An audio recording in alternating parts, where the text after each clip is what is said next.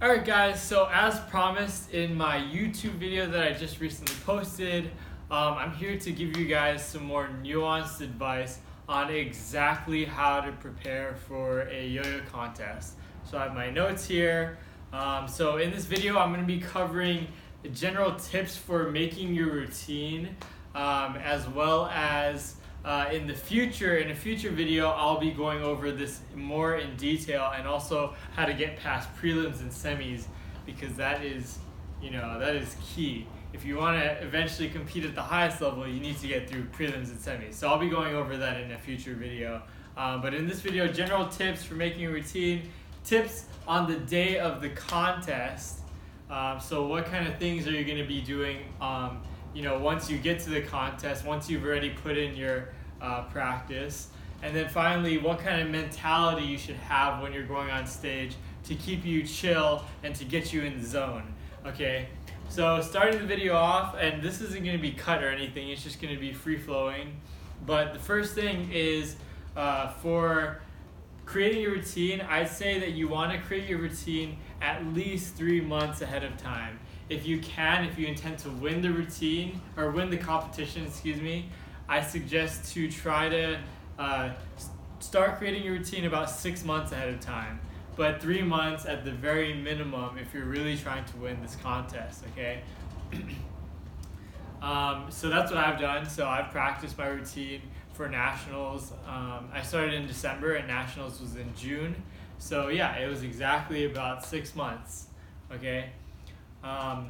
The key is that right now in today's meta, consistency is king, okay? So like while you're developing your routine, think about this, that how can you make your routine more consistent and score more points consistently? And that's also why you want to be practicing so long in advance, because you want to get as consistent as possible. That's going to give you the best results. So for 5 months or so, the practice sessions that you're doing, once you've created the basic outline for your routine, also guys, on a side note, you don't have to create like a ready-to-go routine 6 months ahead of time. Just put something together. Literally just turn on like a piece of music and just start throwing together tricks, okay? It doesn't have to look good in any way, shape, or form.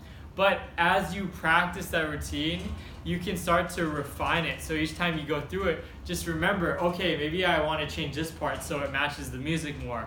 Or maybe I want to change this part because it's a repeat element, okay? So what I would say is 5 months beforehand to continuously, or 5 months into practice, I would say continuously try to refine each trick.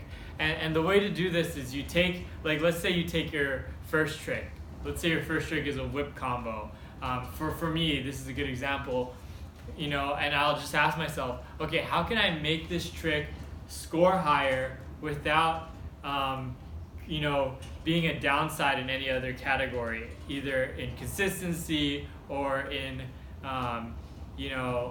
performance or body control? How can I make the trick score higher? So one way to do that is to do more like difficult variations of the trick. So for example, for me, instead of doing a regular whip combo, I do my whip combo under my legs, right? So for me, it's not that much more difficult. It's not that much less consistent, but it scores much higher, both in tech and also in my evals. So as you're going through this routine that you've created 6 months ahead of time, just start thinking about each trick relative to each eval, and figuring out how you can add something to the trick to make it score better in one area without creating a downside in any other areas. And you'll notice that this kind of just happens naturally as you practice. And the biggest reason people think that this is hard is because they actually don't create the routine soon enough. So all of a sudden, right, like a week before the contest, they're like, or even on the day of the contest, they're trying to figure out what tricks will do well and how they can score well at the contest. This isn't how it works. You have to put in, or you have to give yourself enough time for this to happen, okay? Let me just make sure we're recording. Yeah, we're still good. Okay, so I would say, a lot of people right now are trying to take into account just tech score mostly and trying to figure out how to get their tricks to all score the highest. But just remember, guys, evals is super, super important, right? For example, in 2014, I think it was, Gentry lost in tech by I think like 8 points or something crazy like that, but he won in evals, okay? So evals are so important, and especially if you're not really that technical of a player, you should try go for the evals, because that's one thing that maybe you can make up for, or like if you don't have the tech to really score a 60, for example, you can try to make up for it in your evals, okay? And everybody's good at something, so just figure out what you're good at and kind of really push that thing so that hopefully it can make up for the things that you have deficits in, okay? I wouldn't try too much to focus on making your weaknesses less weak. I would focus on making your strengths more strong and like using your strengths as best as you can, right? Like for example, Chopsticks Gorilla, Hirotaka Akiba in Japan. He's really good at chopsticks. He's not really that good at speed combos. He's not really good at any of the other meta tricks, but he really makes chopsticks work. And I think that that's just his style, and he does really well with that. So just focus on your strengths is another key thing I'd say when creating your routine. Remember that, again, consistency is key. I know I've stressed it so much, but consistency is so key. Do the tricks that you're good at. And a lot of the times, it'll feel like these tricks are too easy because you can do them all the time, but a lot of times the tricks that you find easy, somebody else might find difficult, okay? So figure out those tricks, what the tricks that you find easy are that other people find difficult, and add those into your routine. Okay, so let me just continue here.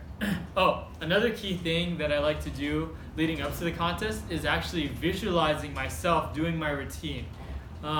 And the reason why this is powerful is because you can actually imagine yourself hitting a perfect routine when in reality it might be close to impossible. And studies have actually shown that seeing yourself or imagining yourself practice something is actually just as effective, if not more effective, than doing it in real life. And they've done studies on this with basketball. I don't want to get too much into it, but the point is I like to visualize myself hitting my routine clean just about every day a month out from the contest.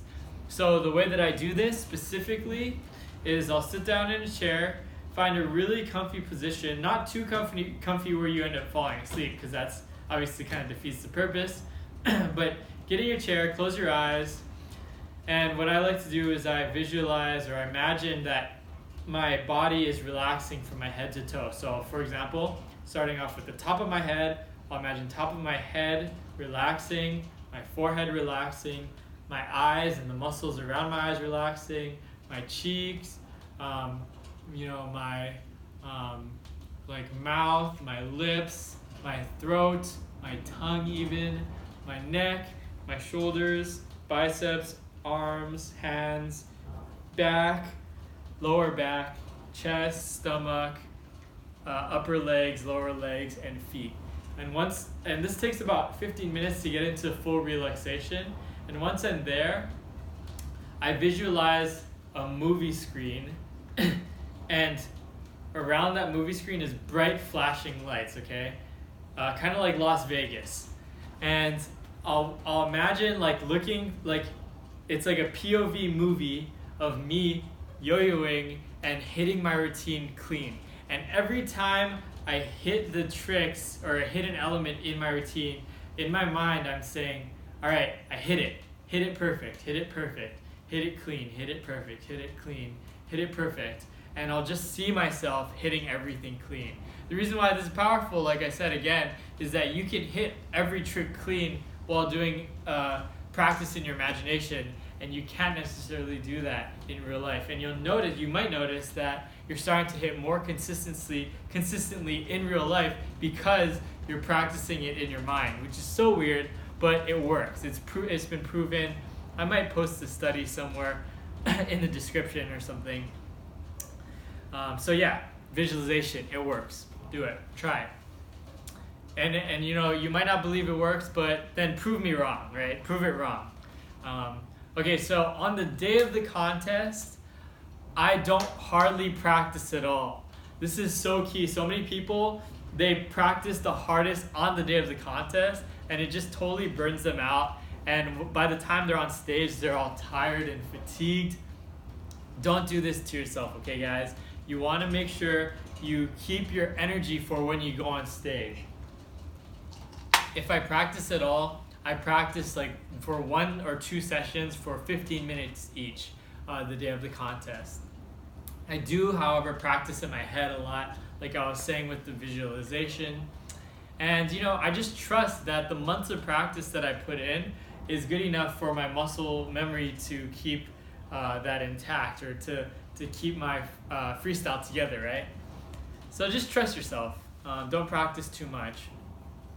So about 3 hours before going on stage, what I do is I eat a bunch of complex carbs. I said it in my other video that I eat a 12-inch Subway sandwich with wheat bread, lots of veggies, lots of meat, and lots of mayo and mustard, okay? So eat complex carbs, fats, and proteins. And also, if you have omega-3 supplements, these are also really good because it keeps your mind really sharp, and it gets you prepared to like just execute like a perfect routine. So it'll give you kind of the complex carbs, the protein, the fats, the omega-3s will all give you the right amount of nutrients you need for your brain to be functioning properly and for you to just have the energy to perform on stage.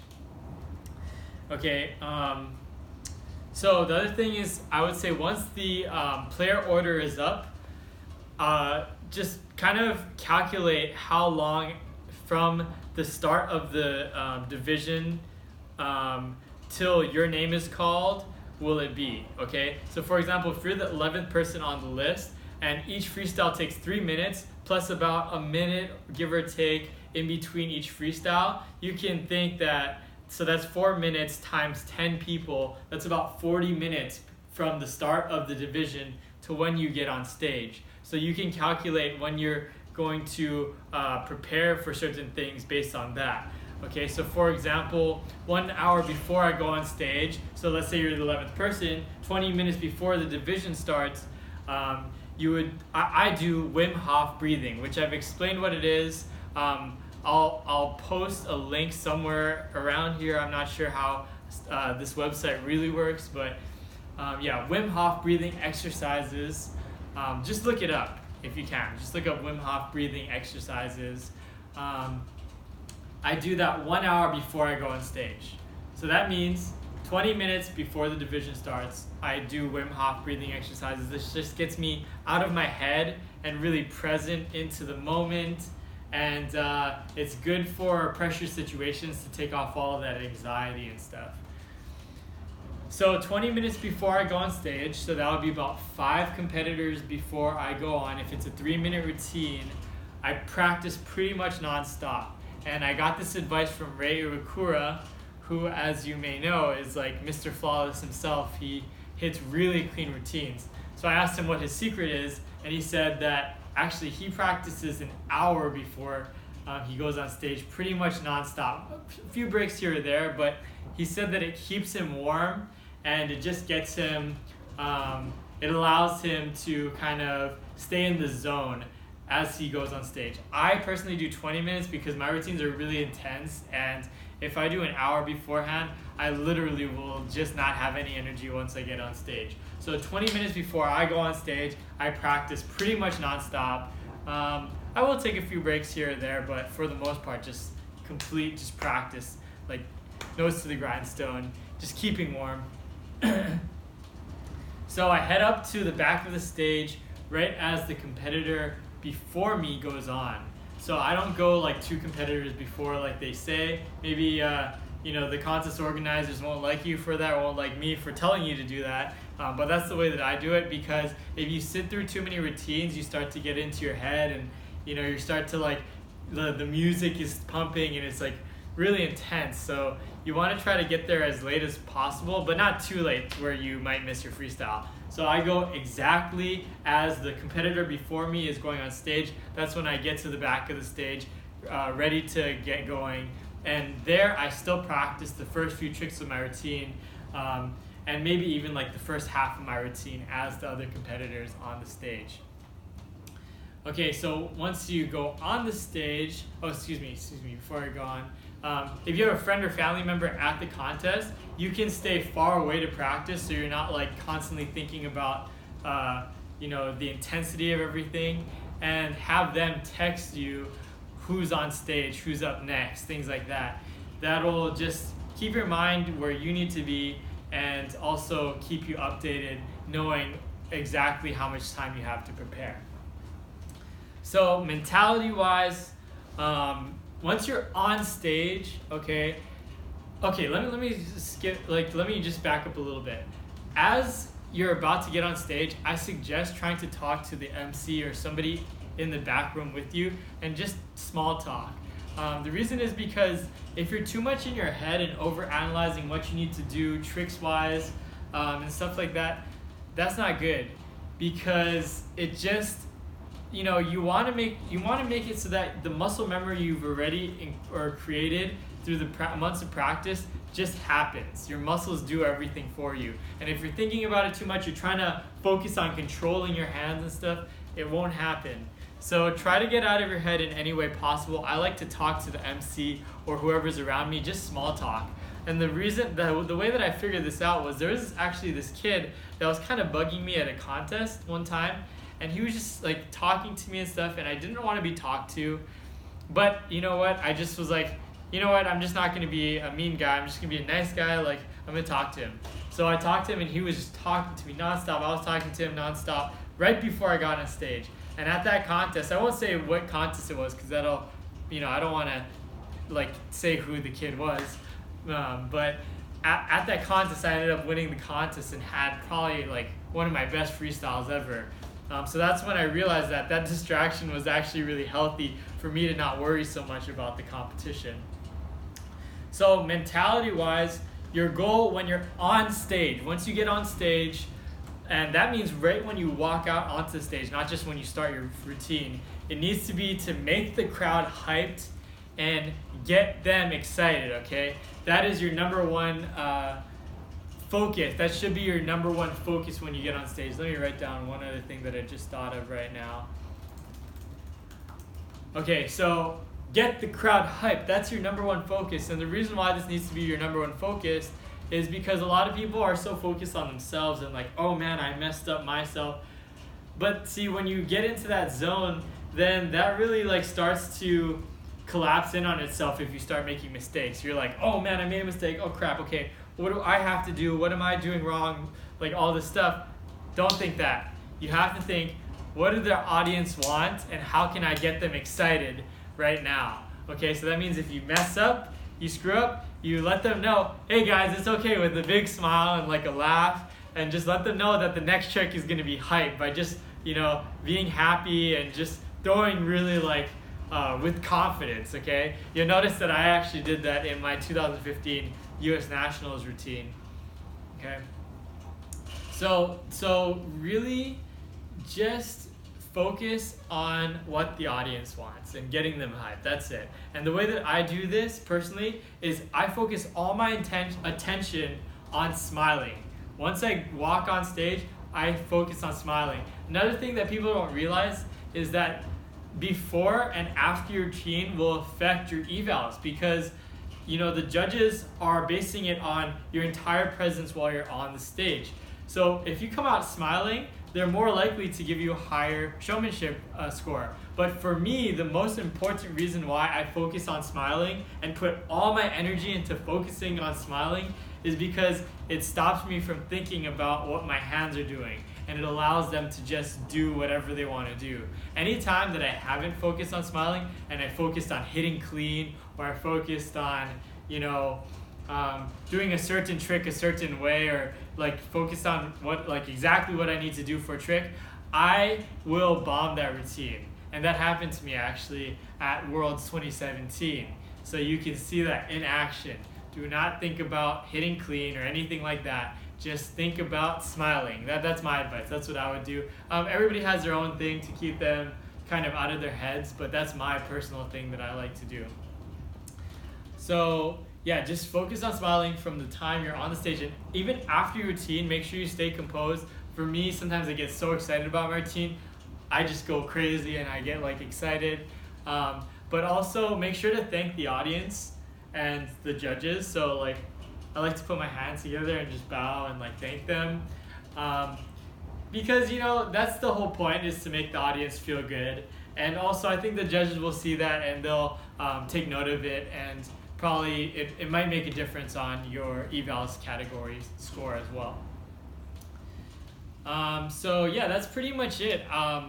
So the main 3 things are: practice super hard. Start your practice about 6 months in advance and practice every day for at least an hour, okay?